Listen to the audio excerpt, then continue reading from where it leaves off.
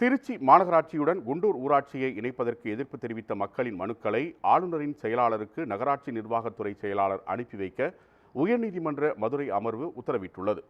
திருச்சி மாநகராட்சியுடன் குண்டூர் ஊராட்சியை இணைப்பதற்கு எதிர்ப்பு தெரிவித்து அப்பகுதியைச் சேர்ந்த மரிய மைக்கேல் உயர்நீதிமன்ற மதுரை அமர்வில் பொதுநல மனு தாக்கல் செய்தார். இந்த மனு நீதிபதிகள் ஸ்ரீமதி விஜயகுமார் அமர்வில் விசாரணைக்கு வந்தது. அப்போது நகர்ப்புற உள்ளாட்சி அமைப்புகள் சட்டத்தின்படி கிராம மக்களின் ஆட்சேபனை மனுவை 2 வாரங்களில் ஆளுநரின் செயலாளருக்கு அனுப்ப வேண்டும் என நகராட்சி நிர்வாகத்துறை செயலாளருக்கு உத்தரவிட்டனர்.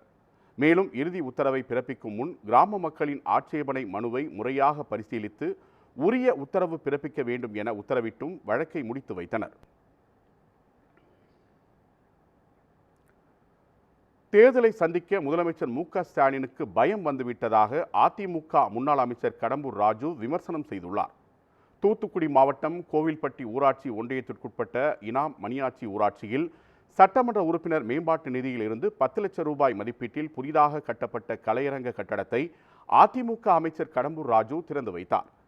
அதன்பின் செய்தியாளர்களுக்கு பேட்டியளித்த அவர், திமுக ஆட்சி ஒரு குடும்பத்திற்கான ஆட்சி என்றும் தமிழக வெற்றிக் கழக தலைவர் விஜய் திமுக ஆட்சி அகற்றப்பட வேண்டும் என்கிற நிலைப்பாட்டில் இருக்கிறார் என்றும் கூறினார். வாக்குறுதிகளை திமுக நிறைவேற்றவில்லை என்று கூறிய கடம்பூர் ராஜு, திமுக ஆட்சியை அகற்ற வேண்டும் என பாமரர் முதல் படித்தவர் வரை ஒரே கருத்தில் இருப்பது வரும் தேர்தலில் எதிரொலிக்கும் என்று குறிப்பிட்டார்.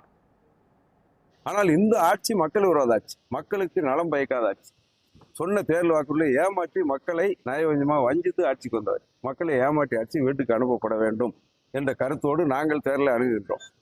அதே கருத்தை தான் அன்பு சகோதரர் நண்பர் விஜய் அவர்களும் இந்த ஆட்சி அகற்றப்பட வேண்டிய ஆட்சி என்ற நிலைப்பாட்டில் இருக்கின்றார். எனவே அந்த கருத்து பிரதிபலிப்பு என்பது ஒற்றுமையாக இருப்பதில் இதில் ஒன்றும் குற்றமாக இல்லை, மாற்று கருத்துக்கு இடமில்லை. எதிர்காலத்தில் சூழ்நிலைகள் இன்னும் கால அவகாசம் இருக்கின்றது. இன்றைக்கு மே மாதம் முடிய போகின்றது, ஜூன் மாதம் வருகின்றது. ஜூன் மாதம் வந்தால் இந்த ஆண்டு கிட்டத்தட்ட 6 மாதம், டிசம்பர் வரை, ஜனவரியிலே தான் கூட்டணி இறுதி வடிவ பெறும். இந்த ஆட்சி அகற்றப்பட வேண்டும் என்ற ஒத்த கருத்துடைய கட்சிகள் ஒன்றாக சேர்ந்தால் அதில் ஆச்சரியப்படுவதற்கு ஒற்றுமை. ஏன்னா இந்த அன்றாட நடவடிக்கைகளை பார்த்தாலும் இந்த ஆட்சி 5 ஆண்டுகள் நிறைவு செய்வது என்ன திட்டங்கள் நிறைவேற்றுகிறது, சொன்ன தேர்தல் வாக்குல எதை நிறைவேற்றுகின்றார்கள்? நிச்சயமா இந்த ஆட்சி இருக்கக்கூடாது என்று பாமரர்கள் முதல் படித்தவர் வரை ஒரே கருத்தில் இருக்கின்றார்கள். அந்த கருத்து எதிரொலிக்கும் இந்த தேர்தலாக இருக்கும்.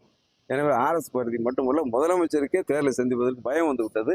எனவே அந்த கருத்தின் வழிபாடுதான்.